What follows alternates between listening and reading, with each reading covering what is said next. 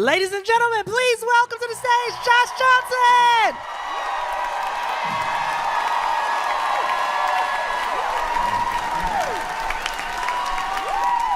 Johnson! So I saw this video for this robot butler. There's a robot butler that you can buy and bring into your home if you've never watched a sci-fi film.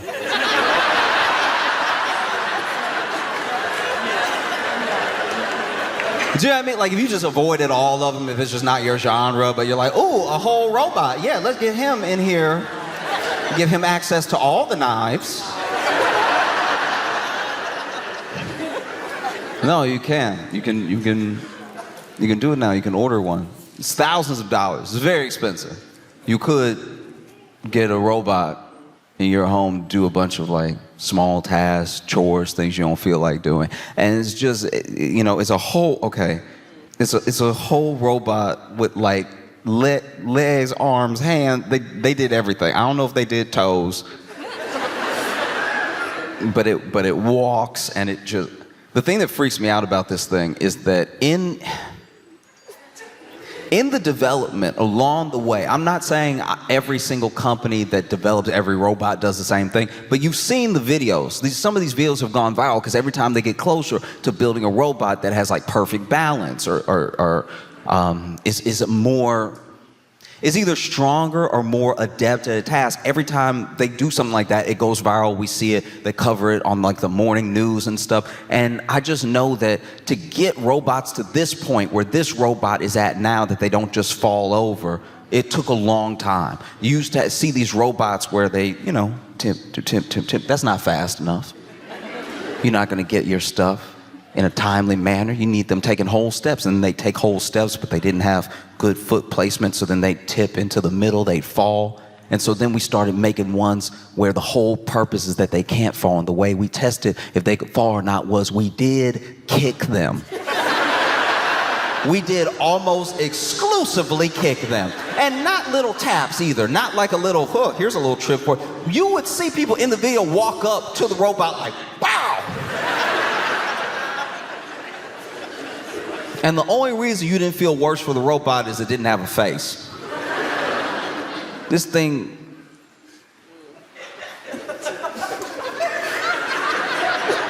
it looked very sad, and there was one, look, maybe I'm in my head about this. I swear when I was watching, because you know that dog they made? They made like a dog first that couldn't fall, and I was like, so you just go kick a dog. I know it's a robot dog, but like still, you kick this dog and the dog got better and better at not falling, better and better at catching itself and everything, to the point where it got to where it would not fall. It couldn't fall, right? But beyond not being able to fall, they still, they gotta run tests, and the tests were as sophisticated as bow, right? But there was this one time this dude ran up, kicked the robot dog, and the robot dog stumbled. And it's a millisecond. It's so short that I had to watch this video 3,000 times to make sure I actually saw what I saw. But like, and then for a split second, you saw it think about going like, but it didn't do it. It didn't do it. And I was like, yeah, but you've been kicking it for a year and a half. You kicked its brother, you kicked its stepdad, like you kicked. And so now you take all that kicking history and you go ahead and put that into a robot in the home that can regular walk. I don't know how tall they are, but you get a robot in your home that's taller than you a fool, okay? I'm gonna tell you right now, if you gotta look up at your robot, you out your mind. If you yelling at your robot, I know you out of your mind if you over here, hey! That's insane. Because we also not polite. We've been taught to not be polite to the robot. That's been baked in now. I don't even know if you could, it would feel weird for you to be polite if you were polite. You know millions and millions of people every day say, "Hey Alexa," and you know what they don't say? Please. You want to know how I know that? First Alexa experience I had, I didn't like it. Because it was in the house, but I didn't know where it was. So I was like, all right, so you just inviting the ghosts in then. You way too comfortable with ghosts. Because sooner or later, because you don't know if your house haunted. So now you over here talking to Alexa all the time. Then one day, Alexa voice a little raspy. You don't even clock it.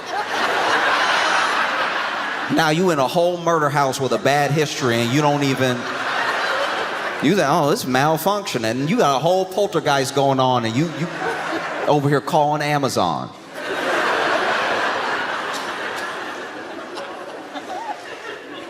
And so then, I go over to my friend's house and my friend's like, oh, hey, we got this new thing. If you want to play some music, just say, hey, Alexa, play whatever.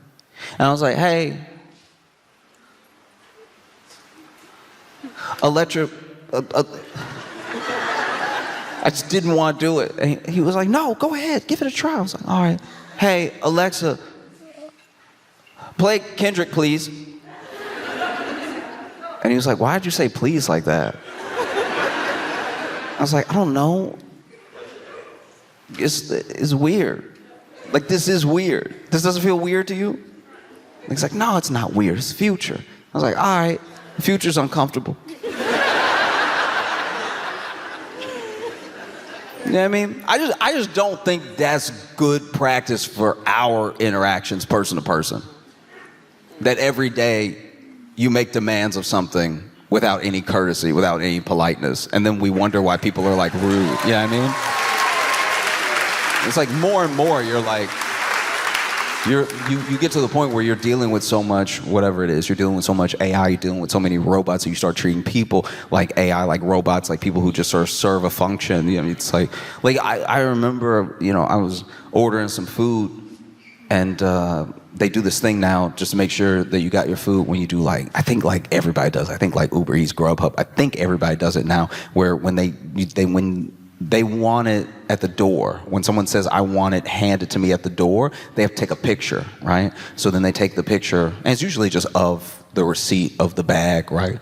But then, he's like, can I take a picture? I didn't know about this new policy.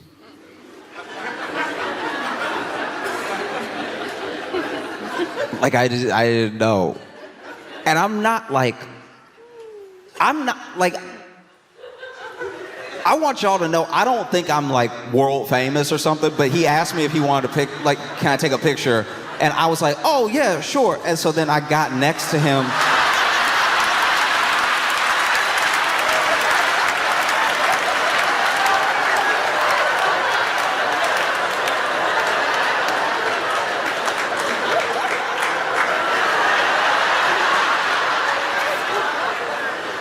And I felt so bad for him because he truly didn't know what to do, because he was I guess he didn't want to correct me. I guess he didn't want to be like, no, please stand away from me. I'm just gonna take a picture of you. Because it also does sound a little weird to be like, hey, I'm gonna take a picture of you, be still. That is a little uncomfortable. But then I had already walked out the door and I'm side to side with him, waiting for him to lift the phone.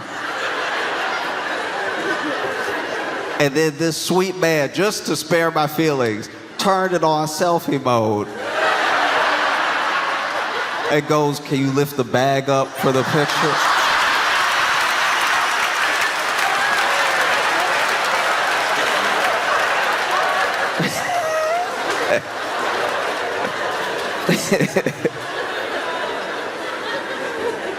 I felt yeah.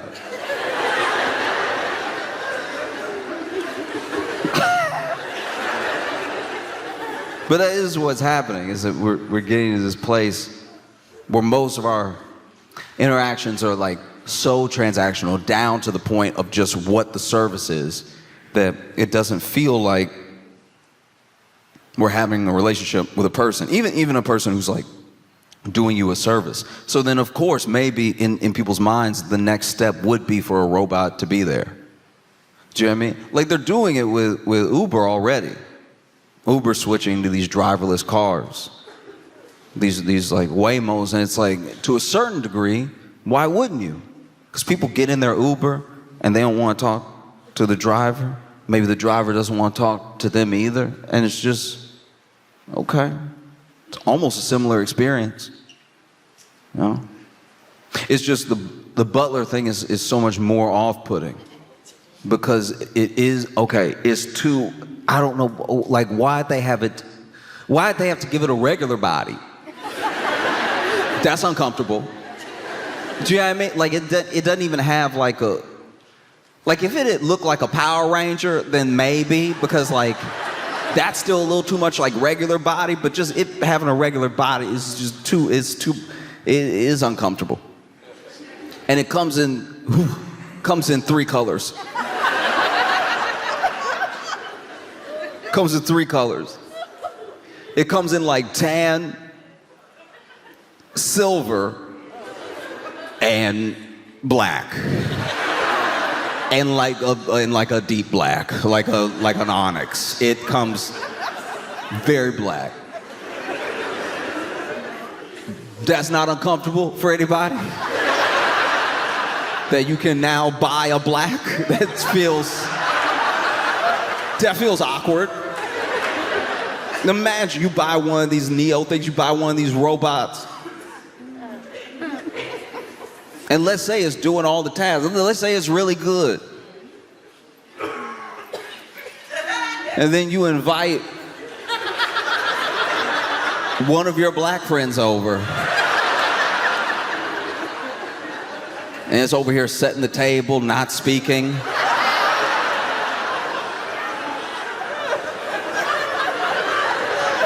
What are we doing? You could have picked silver. You could have had silver. Silver was an option the entire time. And you were like, no, but I would like black. I would actually enjoy it more. Didn't make white. Didn't even make like a fuchsia. And I'm sure you can trace the thinking down to like how people even like their phones. Like people, like that's like a thing with iPhone, like tan, silver, black, right? But this is different. This feels very different. This feel like when you see it, especially, especially you over here giving orders, not saying please, just. It's a bad look. And they do all this testing. You know what I mean? They do all this.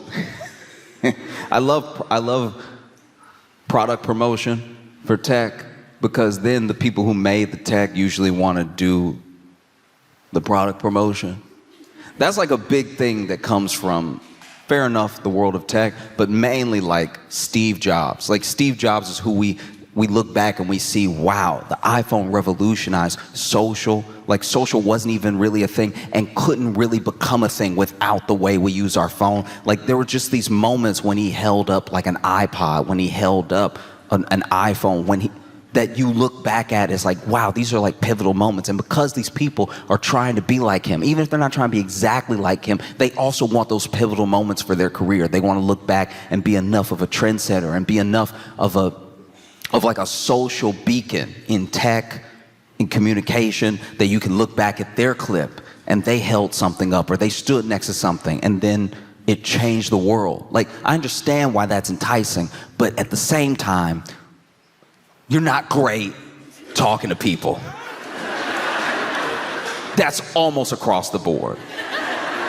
We've seen, you remember when Zuckerberg was all in on the metaverse, when he was pouring billions of dollars. The metaverse was going to be the future. The metaverse was going to be how we worked, how we played. It was going to be how we visited people and communicated. There was a vision for the metaverse. He spent billions and billions of dollars pouring it into the metaverse, even though it wasn't profitable, even though people weren't integrating it into their lives fast enough for what they were projecting as like people who had people to answer to, you know, shareholders to answer to and stuff like that. Like, he still went all in, and then he did that product rollout. Showing, and look. He tried. Mark Zuckerberg, if you're not aware, does do an imitation of like a person you would talk to. Like, it's almost good. He does as good of an imitation of like a regular person as he can, and then he tried to do that for the rollout. So the day came. He was going to showcase the metaverse, the way of the future, right? And he comes out and he does his best imitation of like a guy. You saw it. You can go back and watch it. He's like, "Hey, everyone."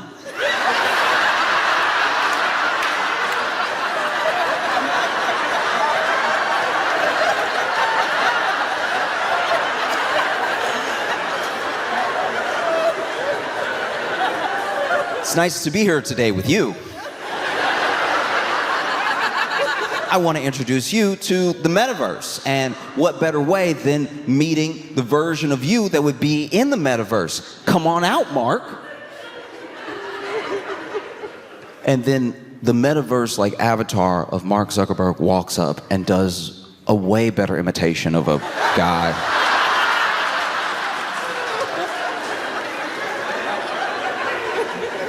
Because he's like, come on out, Mark. And then a Zuckerberg dressed exactly like him does walk up and go, "How's it going?" It's like, "Why don't you say hello to everyone?" And you saw Meta Mark be like,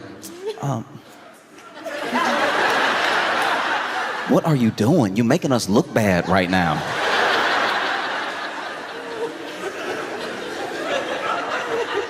Because these things are supposed to be the future, and you look at how we've been working our way up to this point. Because we're not talking about like a Roomba. You know, a Roomba. That felt like what future robots should be. Do you know what I mean? Just like doing the function. It's small, it gets into the little space. Every once in a while it like runs into the wall hard enough that you gotta just redirect it. Do you know what I mean? Like you feel like, okay, if your Roomba ever really like tried to square up. Do you know what I mean? Like if your Roomba was ever really feeling froggy one day and got some attitude with you could be like, "Okay, all right.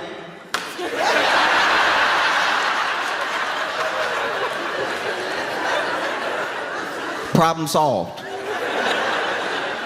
I don't know why you built this full-on robot butler with knuckles.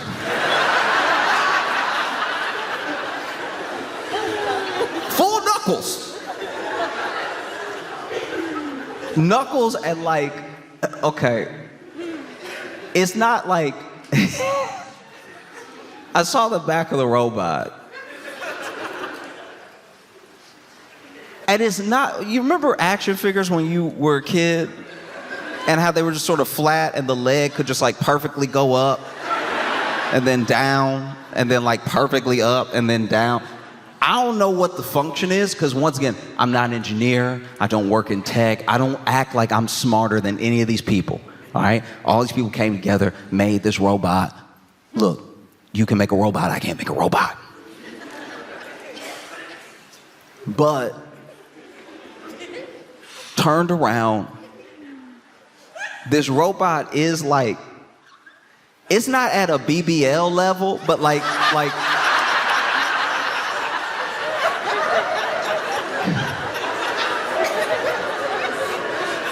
this robot is like fully caked up. It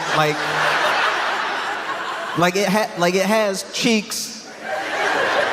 It has cheeks that are like visible, but like that's just the robot. You know what I mean? Like it's not like it has cheeks and it's like wearing clothes. Like it's just the robot, which means y'all made the cheeks.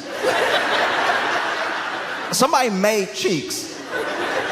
That doesn't feel wild to anybody else that somebody made cheeks specifically. And then when they build a product like this, when you have a robot, when it's time to you building a robot, right? Everybody's got to have something to do. Because you want to do everything, right? You want to walk, and you want to not fall over or bump into walls. Okay, get the kicking guy.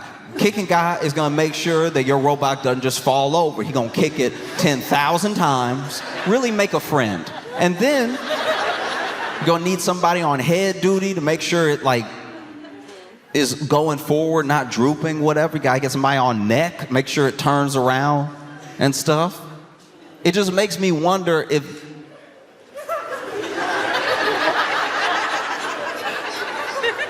this robot make me wonder if there was just somebody that they didn't trust with the math.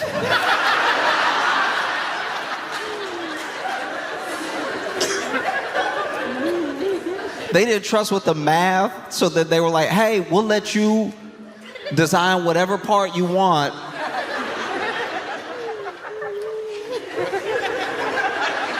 And he got all excited, and he came in on Monday. And he's like, I got perfect right here. And I guess nobody wanted to hurt his feelings. Over there in the boardroom talking about, I guess it's padding technically if it ever does fall, like in a disaster. And so then they set this prototype out with like a real butt. Rest of it does not look real at all, by the way.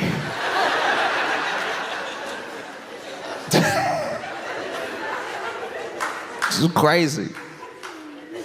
It's crazy because then they have the person, whenever they do any product rollout, they do like a Q&A, or they do a test in front of an audience, or if it's like a pre-tape thing, they'll have somebody there asking questions that obviously the public would ask. And and so this person's asking questions like, how strong is it? And it's like, oh, it's very strong. It has all of this like power per square inch, however they measure it, right? And they gave it like, I don't know, was it a chestnut or a walnut or something like that, but they were like, can you go ahead and break this? Because, you know, once again, if you ever watch a sci-fi movie, that should be dust immediately. That should be, the robot should be able to be like, you know? And so they, you know, went ahead and gave the robot this nut to break, and the robot was like,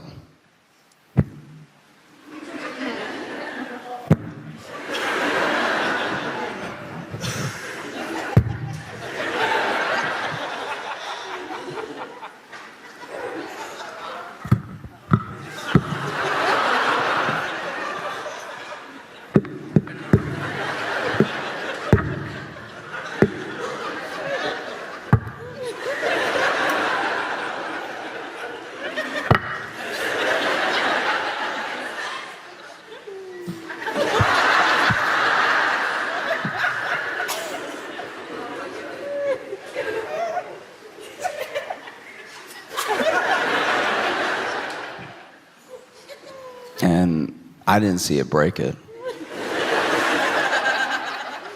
I was like, all right, that actually puts me at a little bit of ease.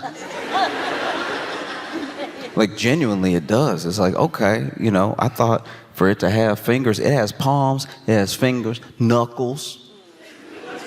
It's nice to know that if the robot tried to punch you, it's gonna be like,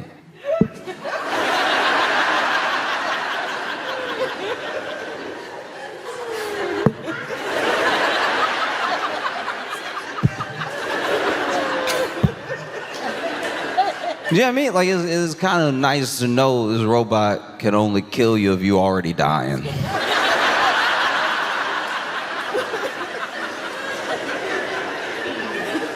you know what I mean? Like, it could squeeze a pillow just enough.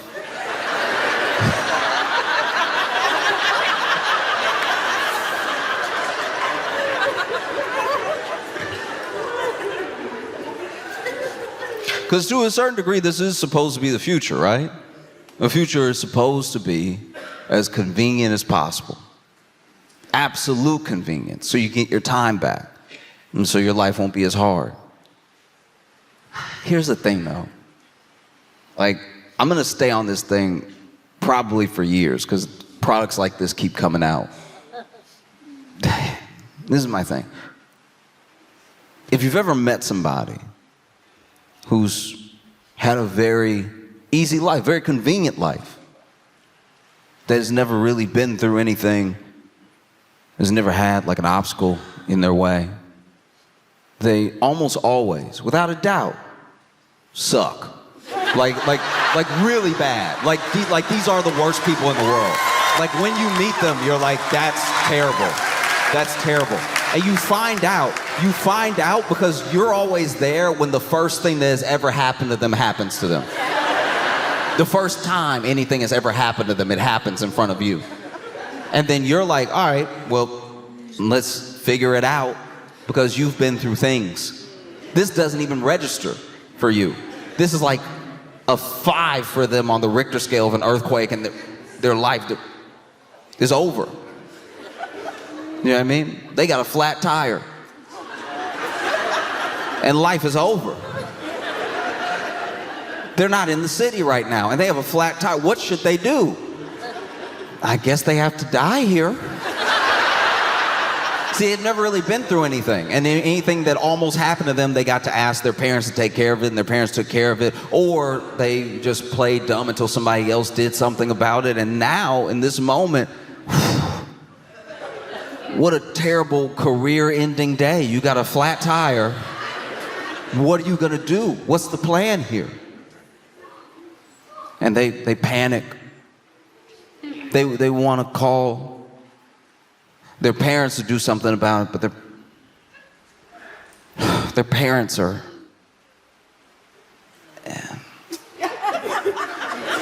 yeah, I mean, their parents are, like, you know, they want to call their parents, but they can't because their parents are vacationing in Greece. And so it's like, they might not even have service on the boat. Like, it's just, what am I gonna do? Never been through anything in their entire life. What am I gonna do? They look to you. And they're like, this has never happened before. It's the worst thing that's ever happened. We're on our way to vacation and catch a flat tire. What are we gonna do? And you're like, oh, do you have a spare? And you hear them say, is that what that is back there?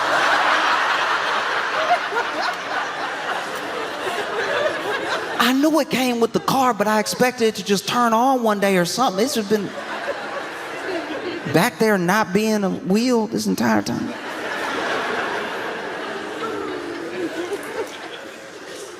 You know, and if they didn't have you there, I don't know what they would do. And so we want these lives of convenience. We want these lives where everything is out of our way, where nothing that we don't want to do takes up any time. But then what kind of person does that make you? I'm not saying it's fun to do all your chores or wait in line, but it is a human experience. This is your life, you know? Sometimes there are things that genuinely suck. I've been at the airport before for 36 hours.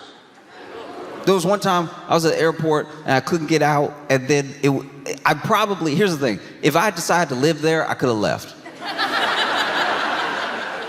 But I have been kept on such a Ferris wheel of mistakes, canceled flights, delayed flights, and just general annoying small tragedies that I just ended up staying in the airport. I almost slept at that airport twice, right? But at the same time, I had a lot of good experiences, even in that time, even when I was waiting. Turns out that airport did have pretty good food, so I ate very well for the few meals I could muster. Already a bathroom there. I can get adventurous. I'm just saying, sometimes people at airports will sell you like tiny spicy chicken or something like that, and you're like, all right, I'll just have it, not realize it, like it is spicy, and there is a bathroom on the plane, but like, traveling spicy hit different, you know what I mean? Like, it just, If you traveling spicy, it's doing something to your life you're not ready for. There's nothing like being in a car and you traveling spicy. And now you looking at exits. Every exit, you're like... No, you know when you traveling spicy, you gotta breathe it out.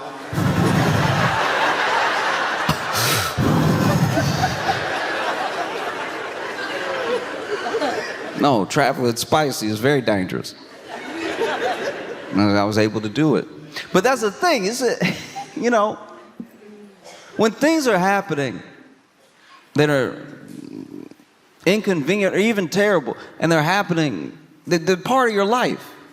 You can either just hate your life, or you could be like, this is my life for a little while. You know? Anyone who always wants, this is gonna sound harsh, but just hear me out. Because I have friends who every single inconvenience, they just want to be over already. And I'm like, okay, but if you tried to speed run every single thing that ever happened that was not convenient, do you know how little life you would have? Your life would be over so quickly. Your life would be over if you were like, oh, I just want to get out of this conversation. I just want to get out of this. I just want to get out of this line. I just want to get out of this airport. I just want to. And you're missing your entire life. You know? Oh, I just want to get out of this conversation. What if they about to say something dope? You know what I mean? What if they're about to say something very cool? What if they're about to say, wow, you're such a good listener. Almost nobody listens to my stories. You want to chill at my vacation house? What if that was just about to happen? And now you can cut the thing short just because they were going on and on about whales.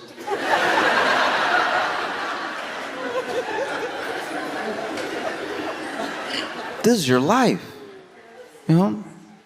All of it is precious, even the inconvenient parts. Because that's the thing, that's all they can really sell you. They can sell you a little less inconvenience. They can't sell you ending your pain. They cannot sell you ending your loneliness. All of the things that matter, all the real things that are real struggles that people go through that actually end up making them very interesting people that you would want to get to know and spend time with. None of these tech people can cure that anyway. So then they're trying to sell you the little bit of convenience that maybe will make you feel like, oh, if I got all this time back, what does time back even mean? What does time back really mean? If you were at your home washing dishes, maybe, look, nobody likes washing dishes. I don't know if anybody likes washing dishes. It's old food, it's kind of nasty.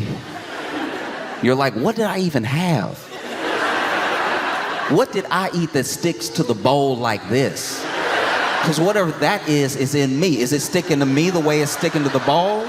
That's crazy. I don't know if I'll ever get rid of this. If I can't get rid of the stain, then, ooh, my insides are stained right now. Sure. But I think it is such an important practice to appreciate all of these moments in your life. So often, we're trying to be distracted from the thing that if we focused on, we might enjoy. Because I'm not saying all of a sudden you'll love washing the dishes, but I think while you're washing the dishes and while you're sitting there thinking, maybe thinking about your day, maybe thinking about nothing, maybe thinking about the dishes, you could come potentially to an appreciation of the fact that you have a home. You have a home where you can cook your meals. You have dishes. You have dishes that you can use to serve your family, food that you worked for, that maybe something good can come of it, you know? Because this robot, I don't know, it's so expensive. It's so crazy expensive. Like, it's so much money. Why don't you just hire a person? You could hire a person. If you have robot money and you've never seen any sci-fi, still hire a person. You could watch movies with your butler. You could make that one of the jobs. I need you to do windows, floors, and hang out. Like, I do need a friend. I've been very lonely. It's incredibly important to not take for granted all those things that, even though they're inconvenient, they're a part of your life, you know? I've made friends doing things I didn't want to do. Like there were moments where I was like, oh, this thing is taking up my time. Or maybe I'm delayed. You know, sometimes you get delayed, whether it's the train, it's the airport, you're waiting on a bus, you get delayed. And you don't want to be delayed. You want to get where you're going. That's why you want to go there. I understand. But everyone's delayed. It's the same problem everyone has. And everyone having the same problem is one of the fastest ways to build community, you know? Because now everybody's upset that you're delayed. And there's always that one person that isn't traveling with anyone. So they kick it off for everybody.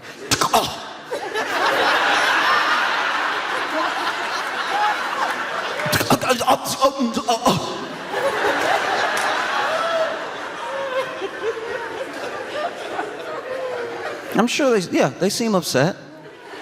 They seem upset. But I think they're having this outburst because they don't have anybody to turn to be like, can you believe? So then they turn to you. Can you believe? They turned to me and they were like, can you believe? And I was like, no, I do believe. Like, I don't think they would do it as a prank.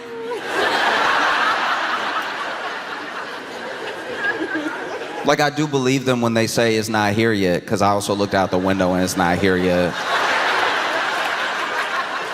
And I don't think they, like, hide in it. You know what I mean? Like, it'd be a very bad prank to be like, we gonna tell them the flight not coming. You know how people love that, right? Like, that's one of my favorite things. I can't believe they didn't do that on Punk'd. I can't believe that Ashton Kutcher didn't delay a whole flight just so that people could be like, and then... No, it's fine. It's fine, it'll be okay. It'll be all right, you know? And she was like, yeah, maybe if it gets here, you know, it'll be all right. But it'll be all right. I was like, well, what is it? What's wrong? What's wrong? She's like, I have somewhere to be. I'm supposed to meet my grandbaby. I'm supposed to meet my grandbaby, right? And immediately I had more empathy for where she was coming from, because she wasn't just upset the flight was delayed because she likes being a problem. She is a grandbaby to me. I've never had a grandbaby to meet, but I imagine if I did, I would be in a hurry. I have a grandbaby to me. I was like, oh, really? You have a grandbaby? How old? And she's like, she was born 3 days ago. And I was like, wow, 3 days ago, okay. It does sound like you got plenty of time to get over there, because 3 is, you know what I mean? Like, I'm just saying, like, she knew, like that. You know what I mean? Like, she got a whole life ahead of her, and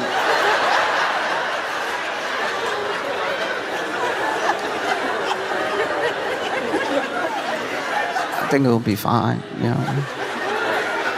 I was like, do you have any pictures? And she was like, oh, do I have pictures? And then she showed me pictures of her brand new grandbaby, and it was incredibly sweet. We just sat there at the gate. I didn't even mention to her that I had been at this airport for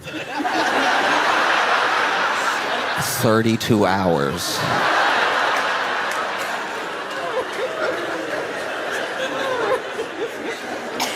And she was showing me pictures of her grandbaby. It was incredible. I just think that a lot of things could be missed out on, you know, with this robot, because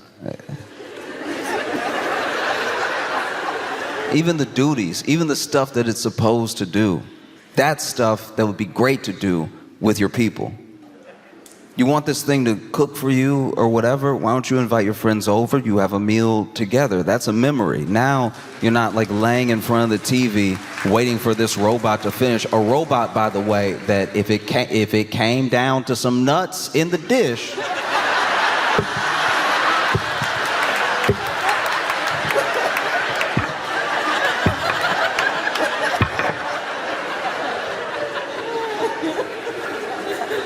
because even in the product rollout, they had this, I guess they had this journalist ask the questions we would ask. And so one of the questions was, well, How do I know, you say this robot can lift whatever, like 150 pounds over its head. How do I know that it's not gonna kill me in my sleep?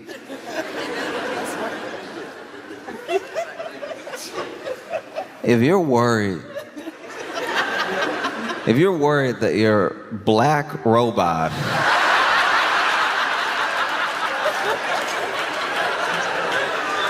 is gonna kill you in your sleep, do you know? I'll tell you right now. I'm not a scientist. I'm not into tech like that. I'm not an engineer. I don't. The number one way to not have your black robot kill you in your sleep is to not have a black robot in your house at all.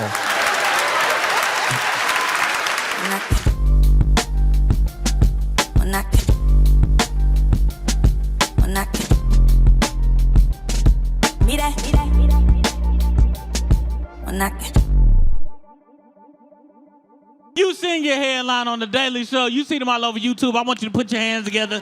Put your hands together. Put your hands together. Give it up for Josh Johnson.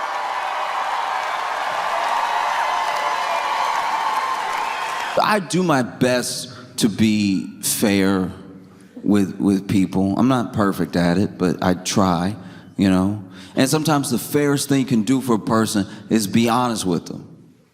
Like you said, how many people do you know in your life who are suffering because the people around them let them live in delusion? You know what I mean? I've had to sit friends down and be like, listen, you're gonna have to date who like you.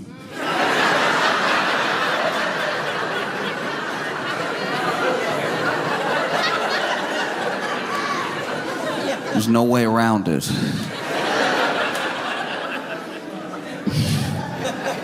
So sometimes the nicest thing you can do for a person is be honest with them.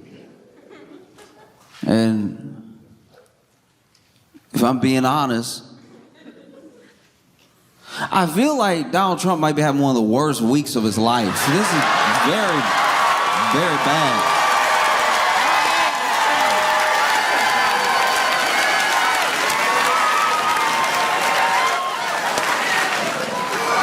I mean, this is, oof.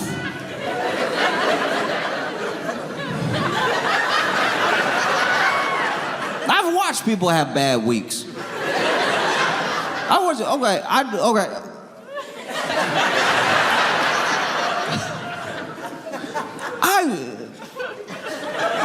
watched people have terrible weeks. There was a dude from my hometown that would ride his bike everywhere, and he got hit by a car and struck by lightning in the same week. He survived both, but wow. Because he was riding his bike, and a lot of cities in the South we don't have enough sidewalk.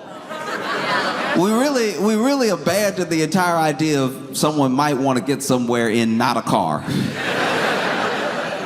So he was riding his bike, but there's no sidewalk, and there's also no bike lane where I grew up. And so there's just if you take the service road, it's just ditch and then ditch and then ditch and then ditch. And so then he over here BMXing the ditches going.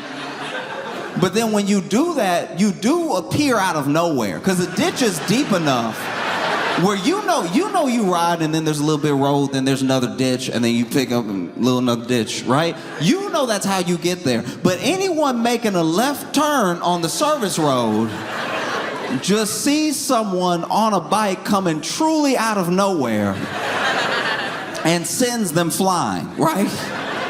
So he got hit by a car, and the car was turning, so this means it was slower than it could have been, and turned into him. He flipped over everything, bam, bam, bam, landed in the ditch, so at least landed on some grass, right? And then he was all banged up, and then he had to walk the rest of the week until he get his bike fixed, until he healed up a little bit. He had to, walk around town. He was walking around town, and there was a thunderstorm. which normally, here's the thing, this is like a big Southern tradition, right? Is that when it's lightning outside, nobody do anything. We turn off the TV.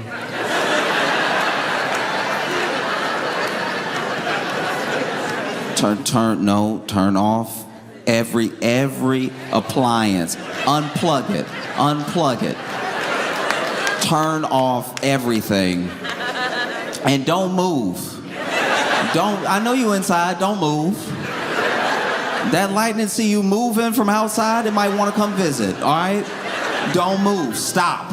Be still where you are unless you are moving to unplug something or turn something off. In fact, lay down on the ground so you can be grounded. And sometimes you'll tell people, like someone will like not be from the South and they'll come over and it'll be a lightning storm and you just start turning everything off and they're like, what are you doing? And it's like, oh, okay, you can play with the Lord if you want to, but...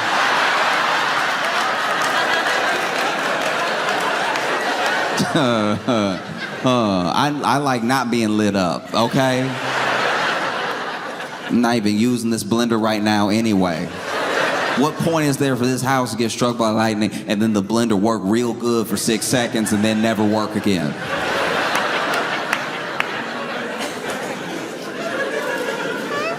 And so he was walking out in the thunderstorm, and to be fair to him, it was like, what was he supposed to do? I guess lay down. But like, what was he really supposed to do? So he's walking, making his way and everything, and you know, up off ditch, and now he can watch for cars a little easier because he's on foot and stuff, ditch and everything. And then the lightning hit him, right? And it hit okay, the way, I never been hit by lightning before, but the way that it hit him, he did, this is what I'm told, I was not there, but the way the lightning hit him, he did bounce. And I don't know, I didn't know that was possible. I didn't know that could happen, because it didn't seem like being struck by lightning was a buoyancy thing. But yeah, like he basically got hit by lightning, and then he didn't bounce high. It's not like he bounced like a basketball up, but he basically, you know, lightning, boom, and then he went up a little, and then he hit the ground all hot. Charred. You know, and then he had like a scar along the body and everything because struck by lightning. It survived. You know, I've never seen personally somebody get hit by lightning and then get up. I wouldn't. If I got struck by lightning, I'd be like, y'all, you know what? You know, the Lord knows I need a nap. I'm gonna take a nap. Works in mysterious ways. Sometimes you just need to sit down somewhere. What makes you sit down anywhere like being struck by lightning? And so, you know, he boom, boom, boom. And that was trying to get places next 2 days was very rough because he was already banged up from the car. And he was crispy. And he still wasn't having the week that Donald Trump is having. This is like...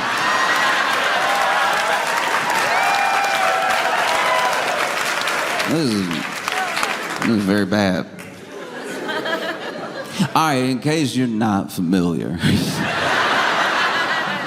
Donald Trump, the president was, you know, like minding his business, trying to enjoy the government shutdown ending, right? Which should be, that should be a good day.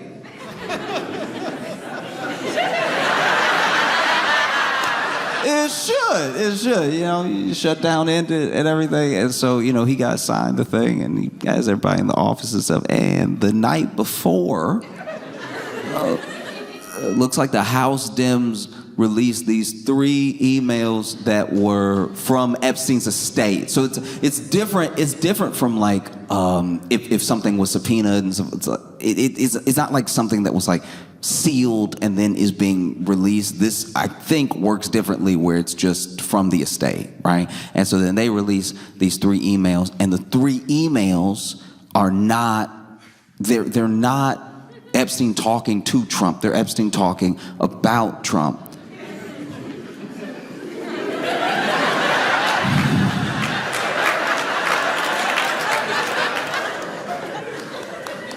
And on what should have been a good day.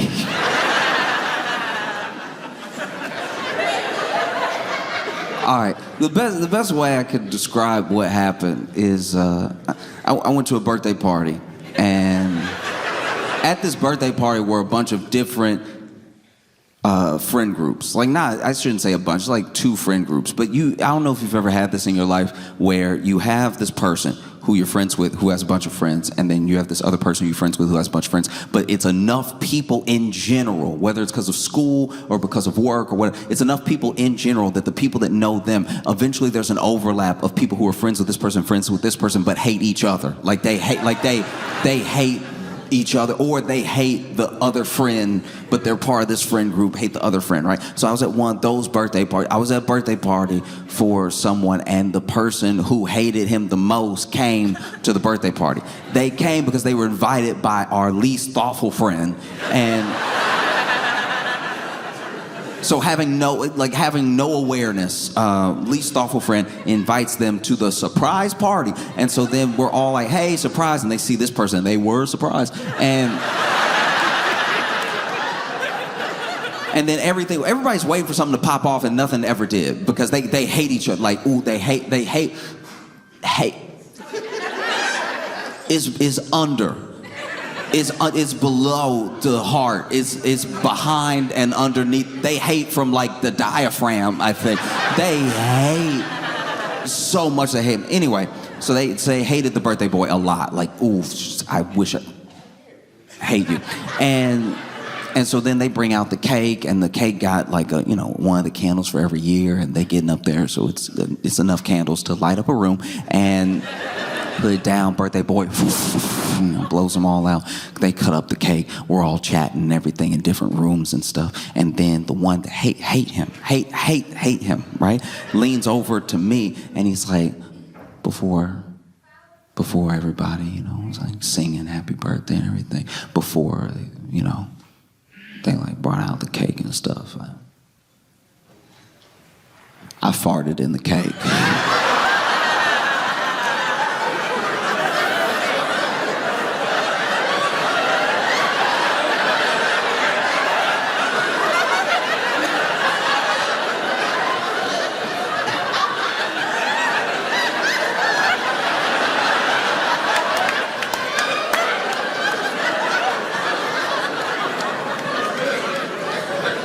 In my head, I was like, in?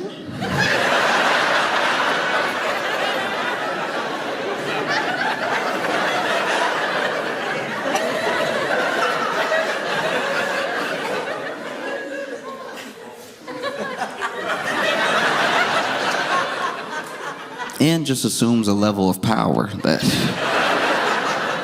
normally you'd say on, but whatever. And that is what the House Dems did to Trump on the day. It's supposed to be, it's not his birthday, but it's supposed to be a good day. And shutdown is ending. It's supposed to be good for, it's supposed to be good day. And so then you see in these emails,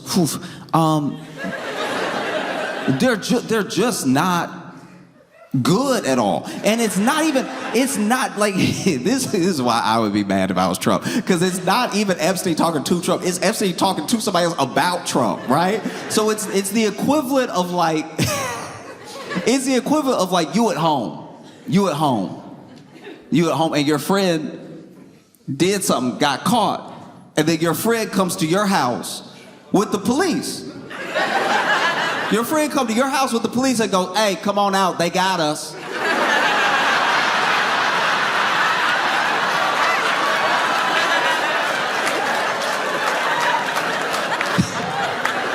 What do you mean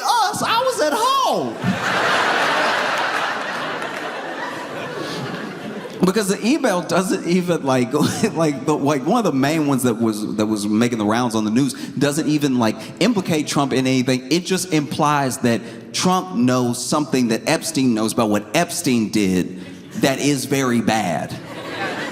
That he hasn't told any authorities, but he knows is bad, right? Which doesn't look good. It's just one of those like, this is bad for everybody. Is what? Ooh. And I don't know how we got to this place, because Epstein saga has so many episodes. There is a Marvel universe of Epstein updates. It's never over, you know. It just goes deeper, and then you know, this is what the Dems do. Then the Republicans come out, and Republicans are like, all right, but why were the Dems sitting on these emails? Why are they releasing them now? That's pretty convenient, right? Like, why are you farting in his birthday cake?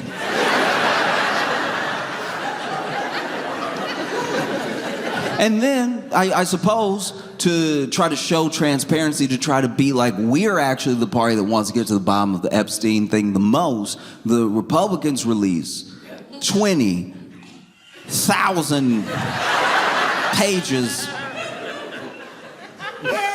20,000 pages. I don't know if I've sent 20,000 emails in my life. 20,000 like emails, these pages of Epstein talking about everything, talking about Trump, talking about like Larry Summers, talking about like, it's so much. It's so much, it makes you wonder, whoa, why 20,000?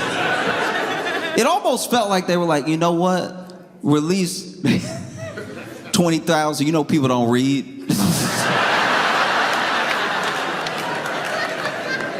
You know they won't read it. It turns out people are pretty interested in reading. It turns out if it's an interesting enough novel, people will dive deep into the reading. Yeah. Because we're in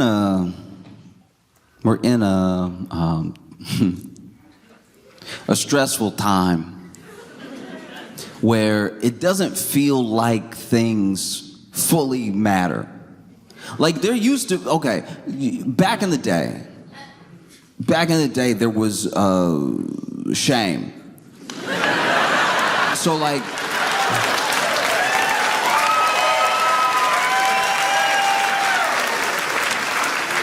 if you were in public office, if you were in public office and you did something, or somebody accused you of something, or like sometimes it didn't even have to be anything. There was enough shame that you would resign or you would retire from politics in shame because we had shame. Like people had more shame, right? And I don't know, I'm not gonna blame all of it on like social or influencer culture or anything like that, but we have more people than ever that we know about in our own little pockets, right? We have more people than ever that are involved in scandals.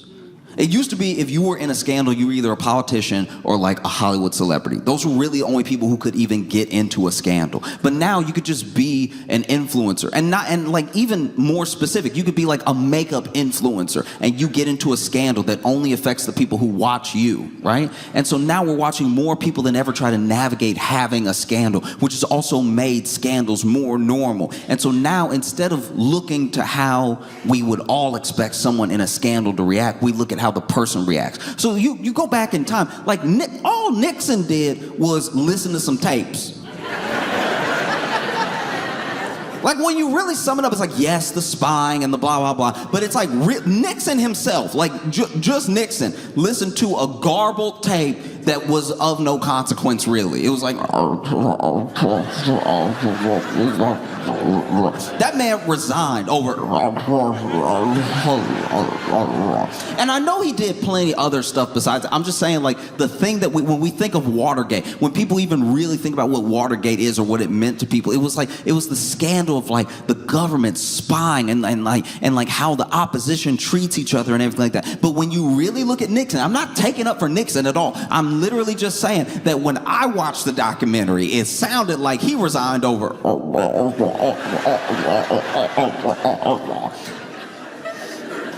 And he left.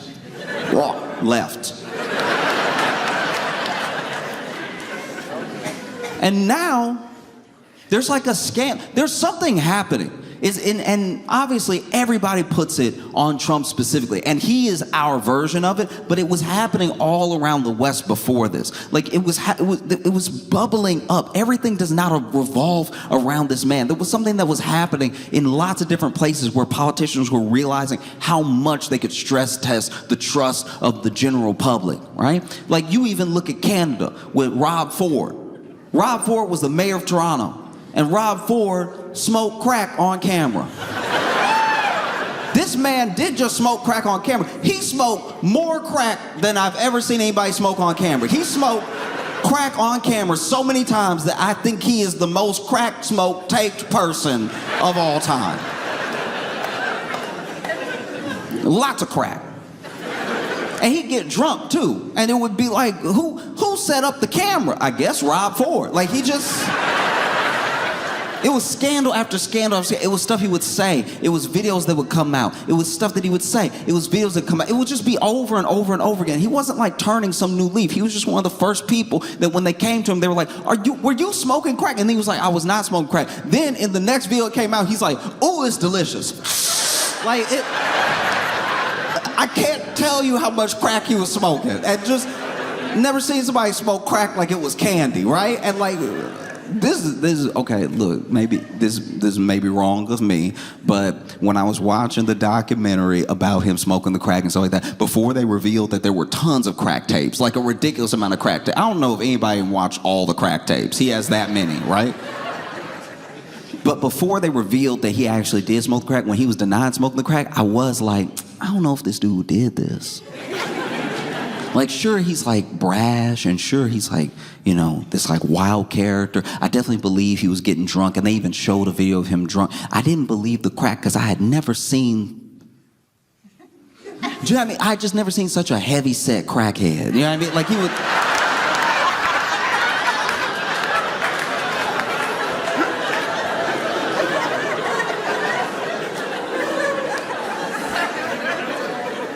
I'm just saying, like, he had that plausible deniability from me because every crackhead I'd ever seen was petite.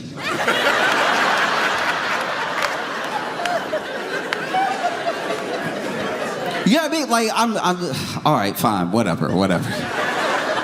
Some of y'all being weird, but you know you've never seen somebody smoke crack and have a cheeseburger. That is not something that happens within the same 5 minutes.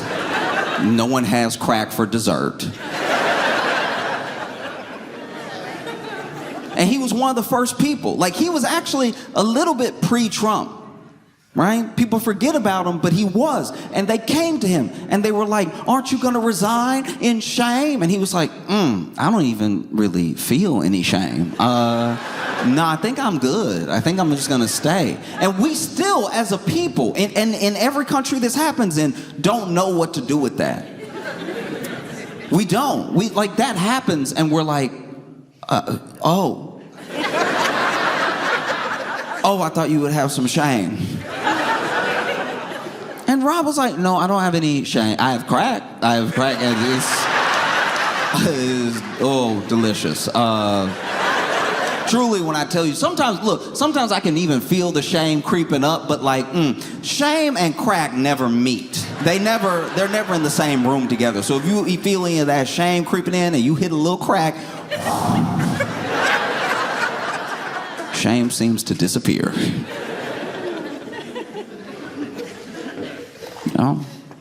Because now you even look at like with like influencer culture, there used to be this thing, like let's take it all the way back, right? Let's take it all the way back to maybe like the 80s or 90s, where if a tape came out of you in some sort of lewd act, it was immediately shameful. It was like immediately the thought process around it. I'm not even saying whether or not that's right. I'm saying that's what people did. Okay, and now you fast forward to today, and something will leak. Maybe someone's nudes leak, maybe a video of them leaks, and then we wait for the person to react to know if we feel shame for them, or if we try to shame them. It's all based off their reaction. We look to them to know what to do next. So if something happens, if a tape goes out, if some nudes leak or something like that, and the person's like, "Oh yeah, that's what I look like."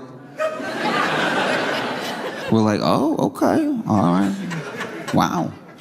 And not across the board, I'm just saying that becomes the sort of general understanding. But then if that person's reaction is, oh no, you saw me naked. We'll be like, oh, we did.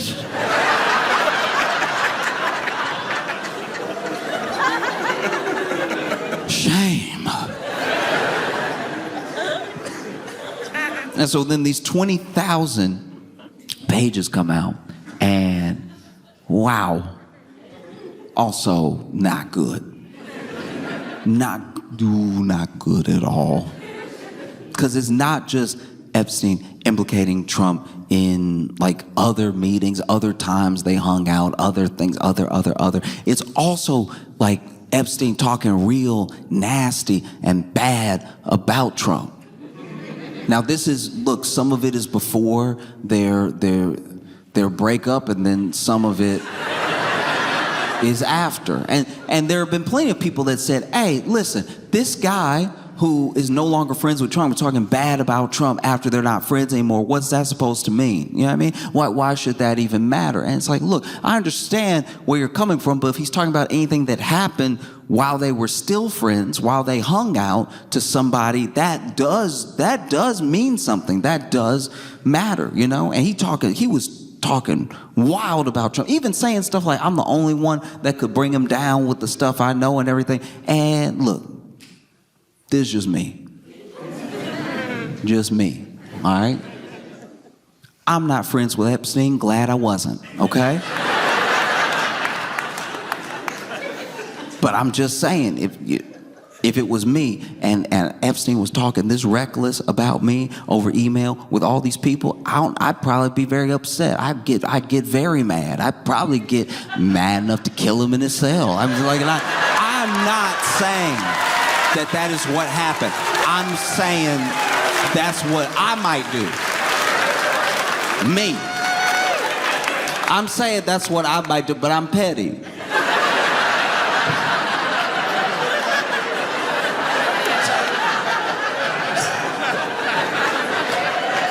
You know?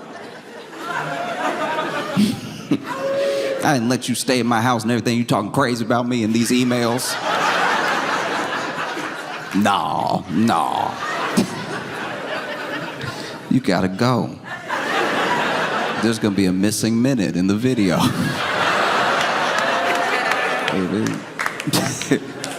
Because that's also what's wild. That's where we left off, you know? Remember where we left off, where there was they released the video and it was hours long and it was missing the most important minute it could miss. Yeah. Remember when there were like no files? Remember when Pam Bondi was like, look, there's no files. Don't listen to your memory.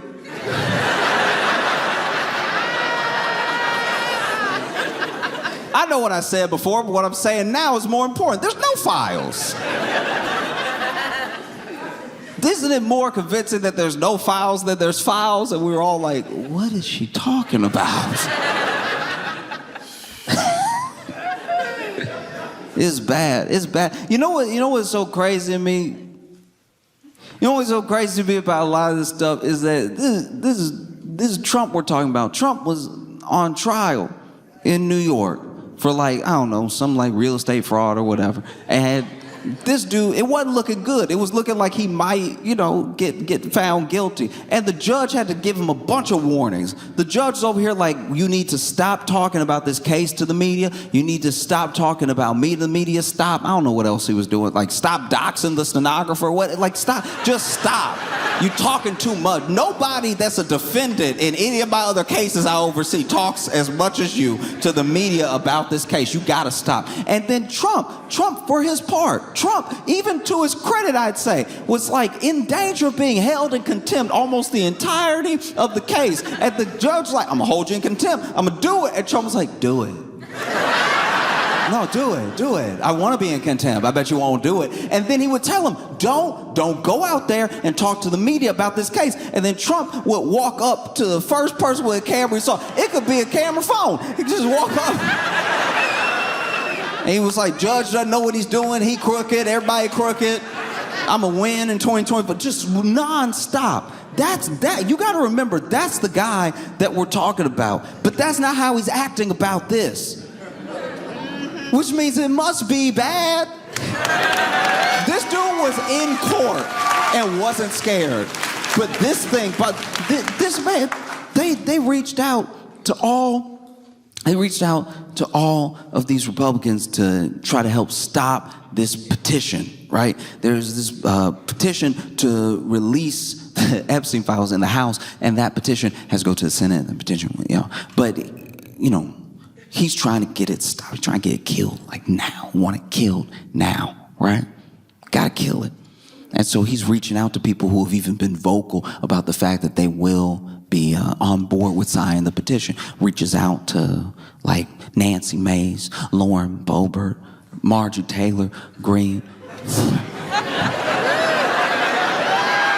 This is the thing. Look, at the end of the day, maybe he did reach out because he just wanted to talk to Marjorie Taylor Greene. Maybe, you know what I mean? I'll be honest with you. If you could put all politics aside in your mind and you hop on the phone with Marjorie Taylor Greene, it will be interesting. You know what I mean? You'll be like, I didn't know about the lasers, Marjorie.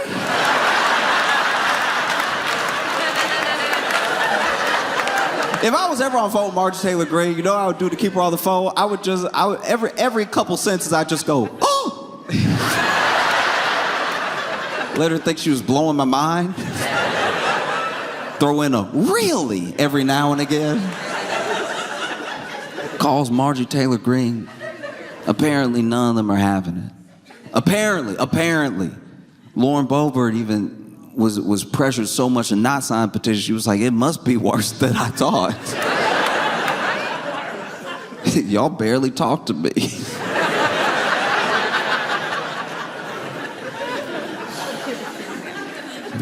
Marjorie Taylor Greene, she didn't put her foot down. Marjorie Taylor Greene has actually really turned on Trump so much that it got Trump's attention so much that Trump has turned on Marjorie Taylor Greene, and they're beefing right now, which is hilarious. That is so funny. The idea that Trump is over here being like, y'all know Marjorie Taylor, he's over here calling her a lunatic, calling her crazy, all this stuff like that.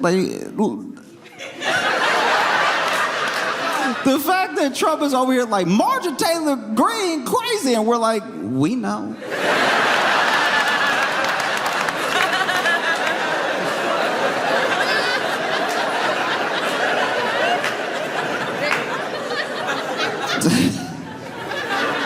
That's wild. For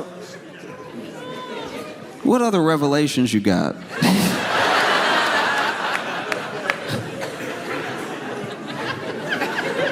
Did you know Hannibal Lecter wasn't a good guy?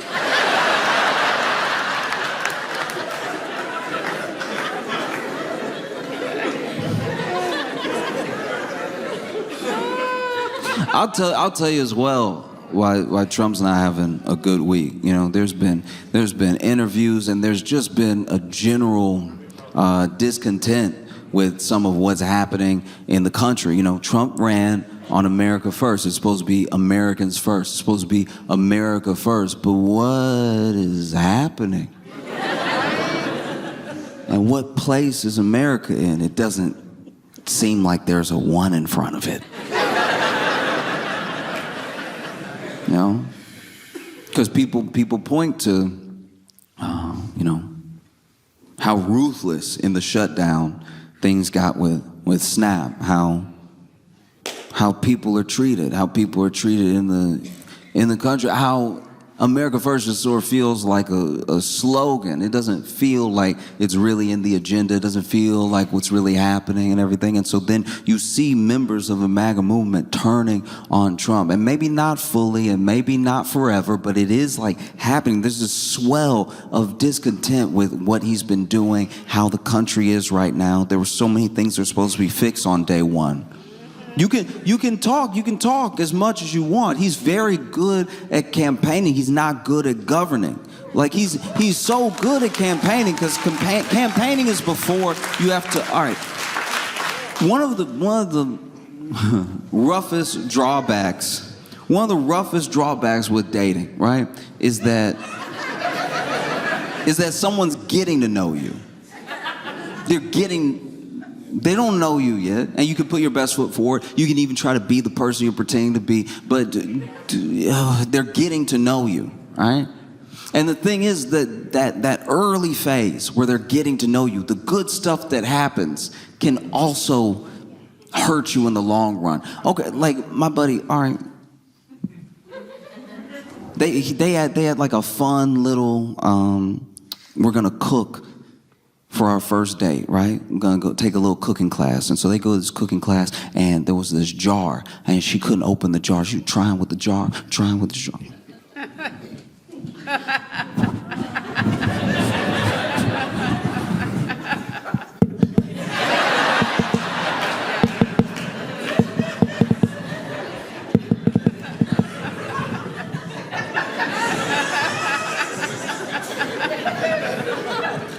the jar. And you can even tell that she was kind of loosening it, but finally she handed it to him, and he goes,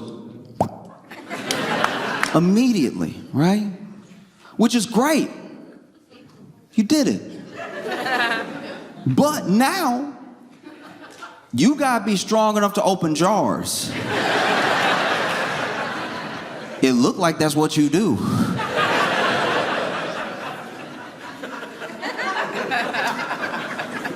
No. Ooh, you gotta watch out. Some of the stuff that happens that first time, you in trouble, man. You in trouble if it's the first 3 dates and y'all get into something scary happens. Maybe somebody even tries to mug you or something like that, and you win the fight. Oh, I hope you weren't just lucky. I hope you weren't just lucky, because now my man fight, all right? She gonna tell everybody her man fights. She might even start a couple fights for you. Oh, you want my man to come over here and handle you? In the back of your head, you're like, look, the mugger slipped in a puddle. I mean, I just grabbed the purse back. That's all I did. And like dating to being in a relationship is like what campaigning is to governing. It's wild even to watch some people's reactions. There are some people who have some truly insane and disgusting reactions, or just reactions that are meant to confuse. There are so many people that are like, why didn't the Dems release all this stuff years ago when Biden was president? And it's like, all right, this is the way that records work. There are some things that you could just release outright, like things that maybe you get from an estate or something like that. But then there are things that are part of an investigation, which as long as that investigation is going on, as long as that court case is going on, you can't just release those things to the public. Now that some of these things have been set to rest now, like, you know, obviously like Ghislaine is in jail and everything. And then there are other parts of documents that get redacted, either because they're part of a potential ongoing investigation, or it's to protect the name of a survivor of the abuse or something like that. There's all these different reasons that you could have for when you release things on whatever schedule. But even when people make that sort of argument, I'm like, wait, I can't tell. Are you mad that they are released? Like, what I don't even know what that's meant to accomplish. Why didn't the Dems release it sooner? It's like, all right, it's out now. Isn't that what we're talking about? That's insane. That type of logic would never hold up in like court. You'd never be able to go to court with like, look, if the police care so much, why didn't they catch me sooner?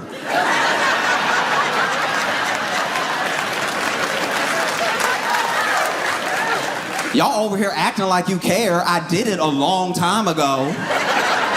You didn't try that hard to find me.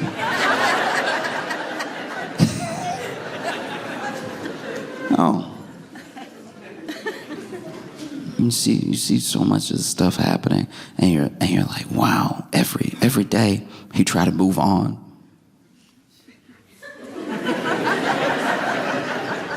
Every time you try to move on, it gets worse. 20,000.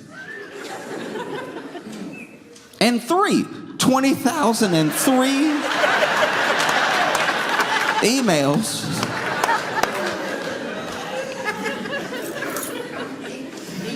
And I don't know what's gonna happen, because if I'm being honest, like truly being honest with you right now, I know that one of the reasons that Trump is trying to get them to stop in the House from all signing the petition is because then it goes to the Senate, and then if enough people have turned on him in the Senate, it then goes to the president, and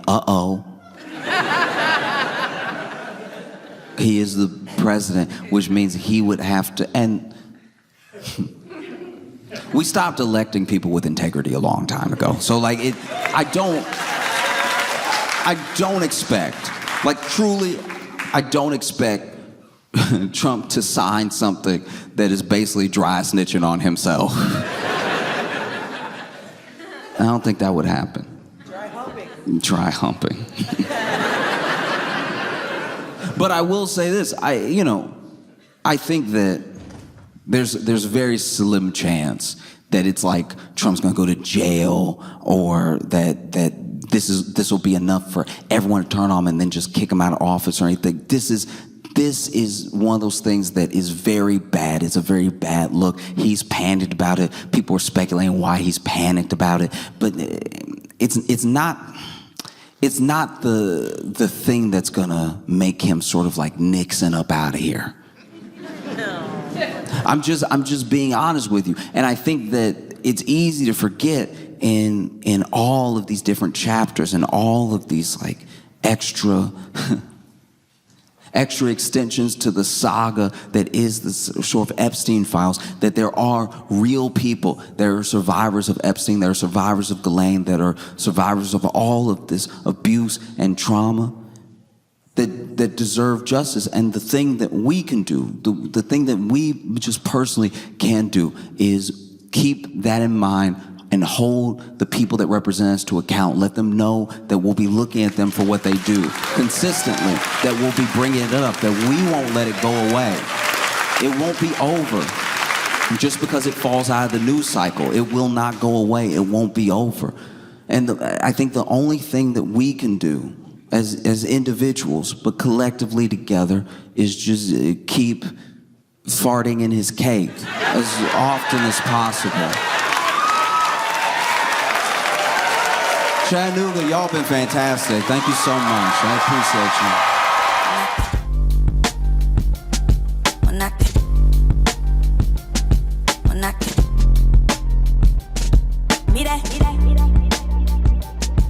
I